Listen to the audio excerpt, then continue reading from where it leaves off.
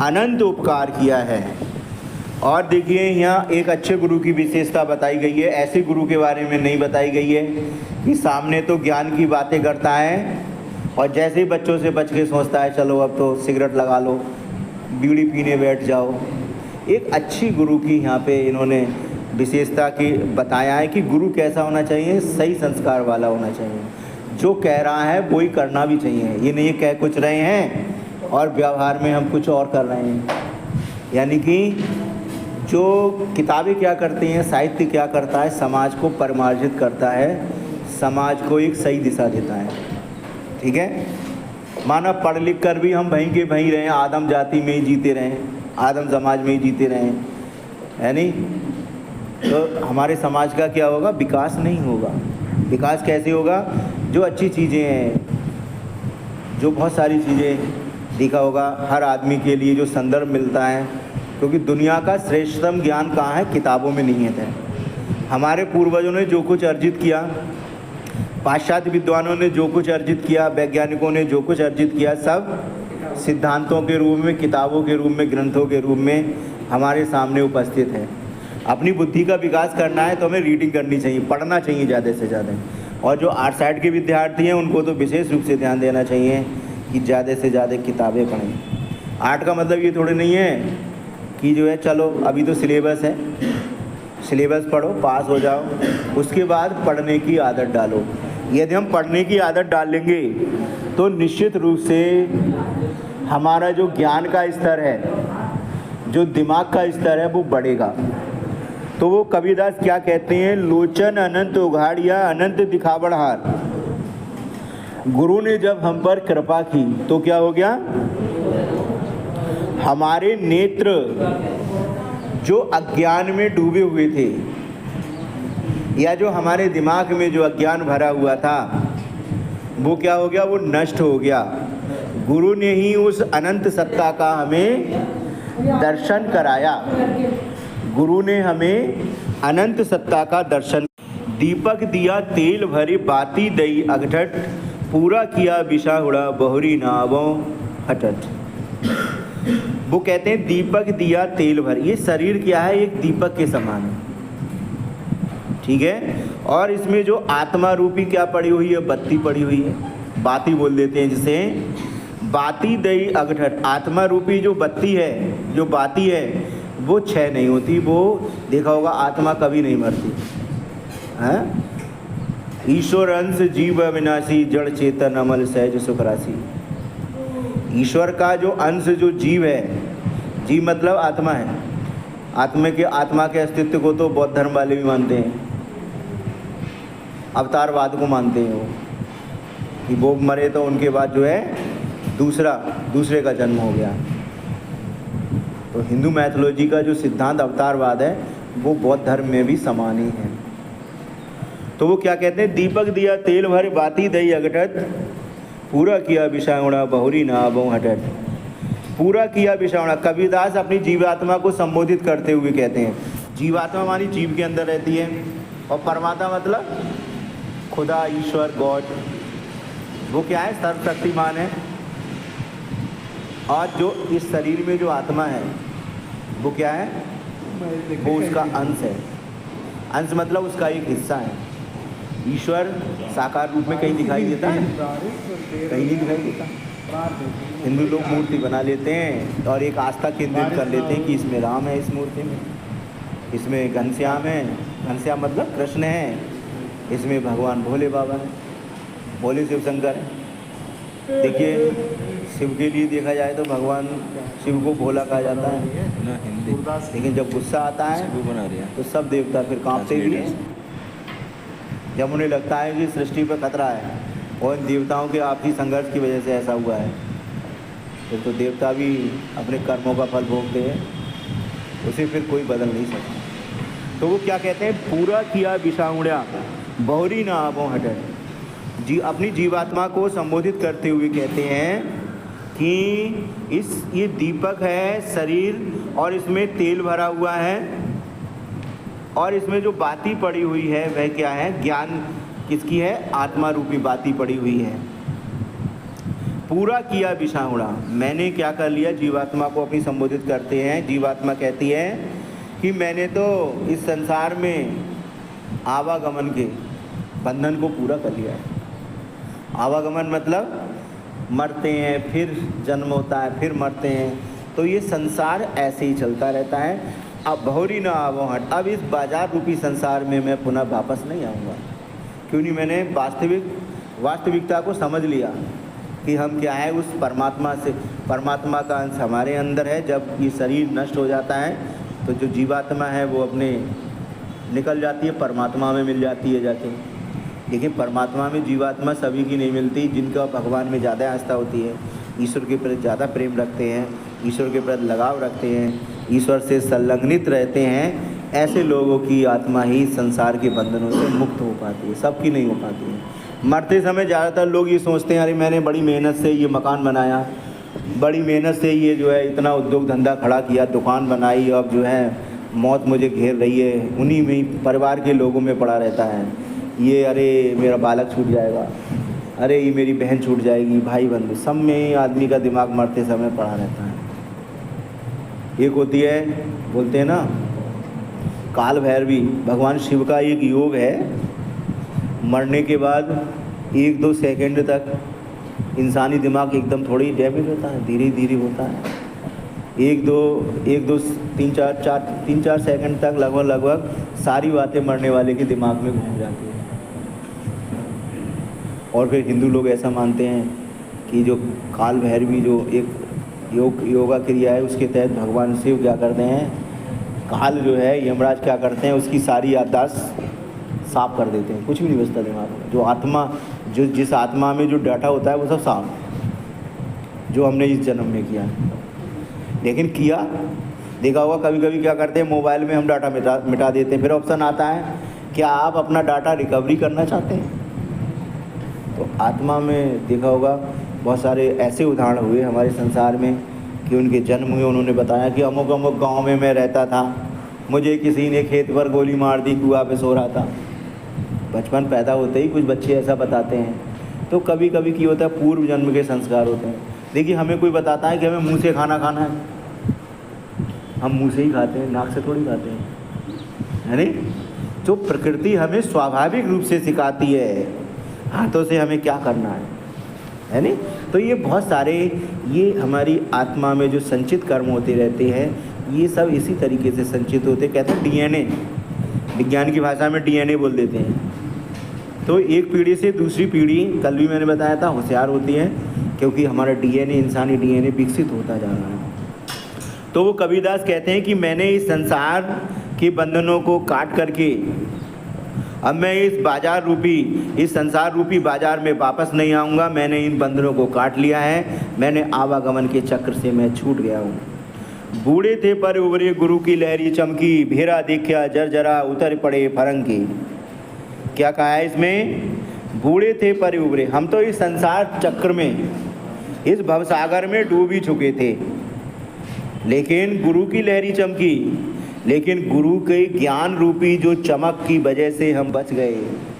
भेरा दिखा जर्जरा उतर पड़े फरंगी, और हमें एहसास हुआ अरे ये तो शरीर जर्जर है, एक दिन तो सबको इस संसार, ये शरीर जो है दुर्घटना में ना मरेंगे तो बूढ़े होके मरेंगे।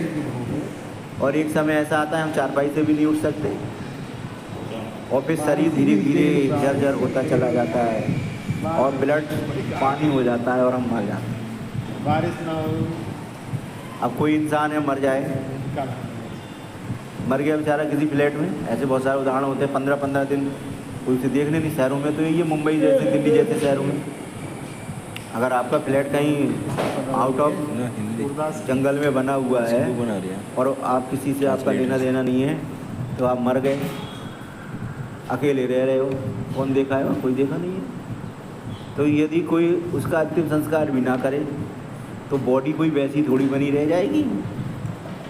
बॉडी में ही ऐसे बैक्टीरिया पैदा हो जाते हैं, ऐसे वायरस पैदा हो जाते हैं जो उसे खा जाते हैं सब। और क्या बचता है? हड्डियाँ। हड्डियाँ कैल्शियम की बचती हैं। तो ऐसे बहुत सारे उदाहरण हुए। एक उदाहरण था, एक बुजुर्ग महिला थी, उनका लड़का था, वो विदेश में रहता था, लंदन में विदेश में जॉब कर रहा था। अब क्या हुआ, अब वो बुजुर्ग महिला मर गई और लड़का अंतिम संस्कार करने नहीं आ पाया या नहीं आया। उसकी सोच बदल गई बाहर जाके कि आदमी जब पास रहता है तभी तो मोह माया पैदा होता है कि हमारा पुत्र है, ये है वो है, उसे भी थोड़ा रहता है। और जब बच्चे दूर हो जाते हैं तो वो भी अपने अनुसार एडजस्ट हो जाते हैं। तो देखिए आजकल क्या है, बहुत सारी समस्याएं बुजुर्गों के साथ बढ़ती जा रही हैं। क्यों बढ़ती जा रही हैं? क्योंकि जो हमारी सभ्यता संस्कृति थी वो धीरे धीरे ख़त्म होती जा रही है। हम एकल परिवार की तरफ बढ़ रहे हैं। हर परिवार वाले ये सोचते हैं कि अरे हम लड़की को ढूंढने जा रहे हैं रिश्ता, तो ऐसा परिवार मिले जिसमें एक ही लड़का हो, हैं, छोटा परिवार हो, हमारी लड़की को परेशानी ना हो। जाते हैं और सोचते हैं अरे लड़ाई झगड़ा ना होगा, फिर बुढ़े बुढ़िया हैं उनको खिलाते रहना और क्या है, ऐसा ही लोग सोचते हैं ज़्यादातर। तो इससे क्या होता है, पहले होते थे बड़े बड़े परिवार होते थे, सब रहते थे एक साथ, परिवार पे कोई समस्या आई सब इकट्ठे हो जाते थे। अब तो इकट्ठे होने में भी 6-7 घंटे लग जाएंगे। वो भी ये सोचेगा अरे एक आदमी चला जाए इतनी दूर, होता है नहीं होता है। ये सब चीज़ें व्यावहारिक हैं। तो वो क्या कहते हैं, बूढ़े थे पर उभरे, हम तो इस संसार में डूब ही चुके थे, लेकिन गुरु की लहरी चमकी। लेकिन लहर मतलब गुरु का जो ज्ञान रूपी जो लहर थी उसकी चमक ने हमें बचा लिया और हमें एहसास हुआ कि शरीर तो जर्जर है, उतर पड़े फरंग। फिर हमने ऐसा महसूस किया कि इस जर्जर बेड़ा से क्या होगा, हम भवसागर को पार नहीं कर सकते, इसीलिए हमने ईश्वर में अपना ध्यान लगा लिया। चिंता तो हरि नाव की और न चिंता दास, जे कुछ चितवे राम बिन सोई काल की पास। इस दास को तो केवल हरिनाम की चिंता है। कबीरदास कहते हैं कि मेरे लिए तो केवल हरिनाम की ही चिंता है। हरि मतलब राम, विष्णु के अवतार राम माने जाते हैं, तो राम भक्त थे तभी कबीरदास, लेकिन राम को निराकार रूप में मानते थे। और न चिंता दास, इस दास को और कोई चिंता नहीं है। जे कुछ चितवे राम बिनु सोई काल के पास। वो कहते हैं कि जो कोई इंसान राम के बिना जो कुछ भी विचार कर रहा है वो सब क्या है, सब समय के बंधन में बंधा हुआ है, काल के बंधन में बंधा हुआ है, मृत्यु के बंधन में बंधा हुआ है। देखा होगा कभी कभी जब हम लोग बहुत परेशान हों, अभी तो किसी को अनुभव होते हैं ये चीज़, कुछ सपने ऐसे होते हैं जैसे परिवार में या दूर कहीं हमारा रिश्तेदार रह रहा है, तो कुछ सपने दिखाई देते हैं कि शादी विवाह हो रहे हैं, है ना। अभी नहीं आएगा, थोड़ा और बड़े हो गए और फिर सुबह पता लगा रहे वहाँ वो गुजर गए। उल्टे सपने दिखते हैं, कभी भी कहीं आसपास दुर्घटना होने को होती है। तो बहुत सारे सपनों में भी बहुत सारा रहस्य छिपा होता है। इंसानी दिमाग में जो सपने चलते हैं, कुछ सपने तो भविष्य को बताते हैं और कुछ सपने ऐसे होते हैं जो ये बताते हैं कि हमारे जीवन में क्या घटित हो सकता है आने वाले समय में। तो सपनों के रहस्य को समझना, क्योंकि जो हमारा चेतन मन है, अवचेतन मन होता है, जो दिमाग है उसके कई 3 हिस्से होते हैं ट्रांसलेटर्स। तो चेतन, जो अवचेतन मन है वो जब हम सो जाते हैं हमारी बॉडी सो जाती है, लेकिन दिमाग तो जागृत रहता है। और जो अवचेतन मन था, जो चेतन नहीं था, वो जागृत हो जाए रात में तो हमें सपने चलने लगते हैं। हमें ऐसा लगता है कि वास्तविक जीवन जी रहे हैं हम सपने में, और सोए उठते हैं तो कहते ये तो हम कहाँ पड़े हुए हैं। होता है नहीं होता है। तो इस तरीके से क्या है, चिंता तो हरि नाव की और न चिंता दास, जो कुछ चितवे राम बिन सोई काल की पास। वो कहते हैं कि इस दास को तो केवल राम नाम की चिंता है और कोई चिंता नहीं है। जे कुछ चितवे राम बिन सोई काल के। वो कहते हैं कि जो भी इंसान राम के अलावा जो कुछ भी विचार करता है वो सब क्या है, समय के बंधन में बंधा हुआ है, मृत्यु के बंधन में बंधा हुआ है। हम किसी के बारे में सोचे, उसका भी एक निश्चित टाइम है। तू करता तू भैया मुझ में रही ना हूँ, बारी फेरी बल गई जित देखूँ तू करता तू भैया मुझ में रही ना हूँ। हे ईश्वर, हे परमात्मा, हे राम, आपको पुकारते पुकारते मेरे अंदर जो हूँ की भावना थी, मैं की भावना थी, वो ख़त्म हो गई। बारी फेरी बल गई जित देखूँ तित तू। अहंकार रूपी जो रस्सी थी वो नष्ट हो गई। अब जहाँ भी मैं अपनी नज़रें इनायत करता हूँ, जहाँ भी अपनी नज़रें डालता हूँ, जहाँ भी मैं देखता हूँ, वहाँ आपके ही दर्शन मुझे होते हैं। कबीर सूता क्या करे काय न देखे जागे, जाके संग ते बिछड़िया ताई के संग लाए। कबीरदास कहते हैं, हे मनुष्य, तो इस तरीके से सोता हुआ क्या करता है? इसकी वो बना रहे हैं, जाकर क्यों नहीं देखता, वास्तविकता को क्यों नहीं महसूस करता? जाके संग ते बिछड़ुआ, जिसके संग से तू बिछड़ गया है। किससे बिछड़े हुए हम लोग हैं? ईश्वर से। कि जिसके संग से तू बिछड़ गया है, तुझे उसी के संग लगन लगानी चाहिए। अपनी सच्चा प्रेम ईश्वर से ही करना चाहिए, खुदा से ही करना चाहिए। क्योंकि सांसारिक प्रेम क्या होता है? क्षणिक होता है, थोड़े समय के लिए होता है। ज़्यादा में ज़्यादा कितना है? 70-80 साल। फिर कुछ इंसान तो ऐसे होते हैं, बुढ़ापे में उन्हें अपने शरीर से ही गिनाने लगती है। कुछ लोग कहते हैं अरे इच्छा मृत्यु दे दो, राष्ट्रपति को पतली इच्छा मृत्यु दे दो, हम तो इस शरीर से ही परेशान हैं, सारा कभी सुख ही नहीं मिला शरीर से। पता नहीं होता है, इच्छा मूर्ति मांगते हैं वो कि हमें इच्छा मृत्यु दे दो, क्योंकि आत्महत्या करना अपराध होता है। आज का अखबार भरा पड़ा है कि कई बच्चों ने क्या किया, हाई स्कूल में फेल हो गए, इंटर में फेल हो गए, CBSE में, उन्होंने आत्महत्या कर ली। नहीं, अखबार की बता रहा हूँ मैं, लोकल में भी कर ली होगी किसी ने। और एक बालक तो ऐसा था जिसके 2-3 नंबर सब बराबर वाले बालक से कम आ रहे थे अपने सहपाठी से। उसकी वजह से उसने कहा मेरे 2-3 नंबर कम आए, क्यों कम आए? उसी वजह से उसने अपने आप के लिए मौत को गले लगा लिया। नंबर सब कुछ नहीं है, 2-3 नंबर का कोई अंतर नहीं होता। क्योंकि जो मूल्यांकन होता है, जो कॉपी चेक होती है, वो व्यक्तिगत होती है। व्यक्तिगत शिक्षक के दिमाग का असर होता है। कोई कंप्यूटर थोड़ी चेक कर रहा है कॉपियाँ कि एक्यूरेट ही होंगे नंबर, किसी के 2 नंबर ज़्यादा तो किसी के कम, लेकिन वो बच्चे बराबर ही होते हैं। ये मत मानो 3 नंबर कम आए तो हम इससे कम होशियार हैं, हो सकते हैं और ज़्यादा होशियार हो। मूल्यांकन में गुरुजी ने हो सकता है राइटिंग की वजह से उसे ज़्यादा नंबर दे दिए, जानकारी मुझे ज़्यादा है, नंबर इसके ज़्यादा आ गए। ऐसा तुम लोग कभी परीक्षा में भी महसूस करोगे आने वाले समय में। अगला साखी देखिए 8वीं। केसो कह के कूकिए न सोइए असरार, रात दिवस के कूकड़े कबू लगे पुकार। कबीरदास कहते हैं इसकी वो बना रहे हैं कि हे मनुष्यों, केसो कह के कूकिए, कृष्ण कहकर केशव केशव पुकारो, कृष्ण को पुकारो। ना सोइए असरार, आलस्य में इस तरीके से मत सो। भगवान कृष्ण को पुकारो, केशव के लिए पुकारिए। रात दिवस के कूकड़े कबहू लगे पुकार। रात दिवस यदि हम भगवान को पुकारेंगे, उसको याद करेंगे, उसको स्मरण करेंगे, तो कभी तो हमारी पुकार कृष्ण तक पहुंच ही जाएगी, भगवान तक पहुंच ही जाएगी। देखिए, जो हम बोलते हैं इसमें भी ऊर्जा होती है। पहले के वैज्ञानिक नहीं मानते थे ऊर्जा है, तभी तो स्थानांतरित क्यों हो रही है आवाज़। अगर हम बोलना शुरू करें चंद्रमा पर, चंद्रमा ग्रह पर कोई भी बोलना शुरू करे तो वहाँ आवाज़ ही नहीं जाएगी। हम सोचें कि जैसे पृथ्वी पर आवाज़ चली जाती है ना, मैंने बोला इसने सुन लिया, अगर चंद्रमा पे ये चीज़ की जाए तो संभव नहीं है, क्योंकि वहाँ वातावरण नहीं है, वायु नहीं है। पृथ्वी पे वायु है तभी तो बात यहाँ से वहाँ तक ट्रांसफ़र हो रही है। और वायु नहीं हो तो जाएगी नहीं, ट्रांसमिशन ही काम नहीं करेगा।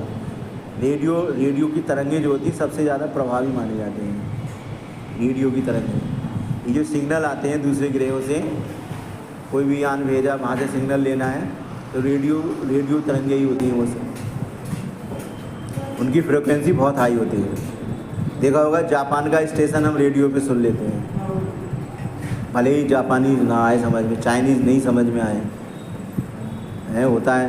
तो क्या होता है, उनकी फ्रिक्वेंसी बहुत हाई होती है। जबकि जो साइंस की बात है, फिजिक्स केमिस्ट्री की बात है, जबकि जो FM स्टेशंस होती है उसकी फ्रिक्वेंसी बहुत कम होती है। उसका दायरा होता है कि 100 किलोमीटर तक की रेंज है इसकी, यानी 100 किलोमीटर तक इसे सुन सकते हैं, नहीं सुन सकते, ठीक है ना। कोई कहे कि जो है हमें तो भाई दिल्ली की FM स्टेशन सुननी है और यहाँ से सुबह को तो आ जाएगी, शाम को ना आए, क्योंकि फ्रिक्वेंसी लो थी और रात को इसलिए आ गई कि वातावरण शांत हो गया, थोड़ा सा बढ़ गई उसकी रेंज, इसलिए सुनाई दे रही है।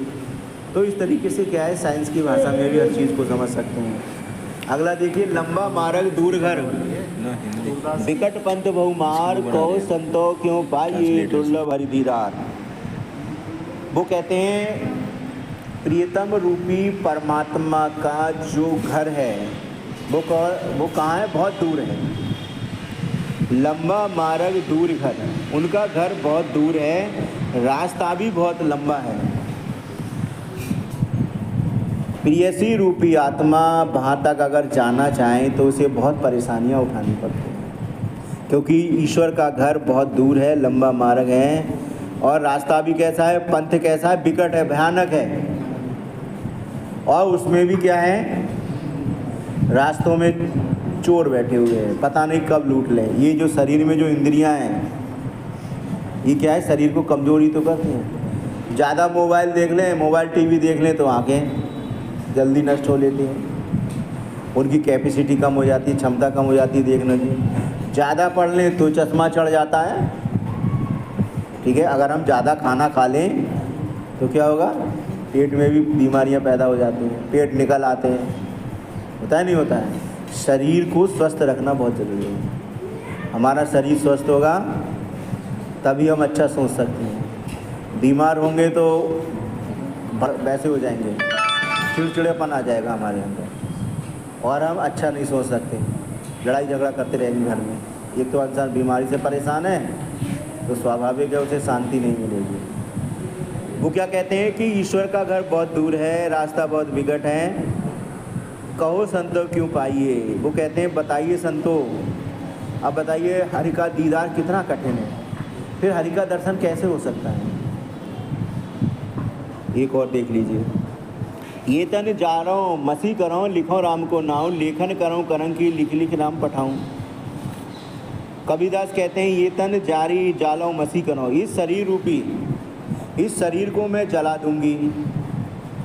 प्रियसी रूपी आत्मा परमात्मा रूपी प्रियतम को संबोधित करती हुई कहती है कि हे प्रियतम, मैं इस शरीर को जला दूंगी और उसकी स्याही बनाऊंगी, और जो हड्डियां बचेंगी उसकी क्या करूंगी? कलम बनाऊंगी, लेखनी बनाऊंगी, और फिर क्या करूंगी? भगवान के लिए एक चिट्ठी लिखूंगी, और फिर उस चिट्ठी को राम के पास भेजूंगी। बस आज के लिए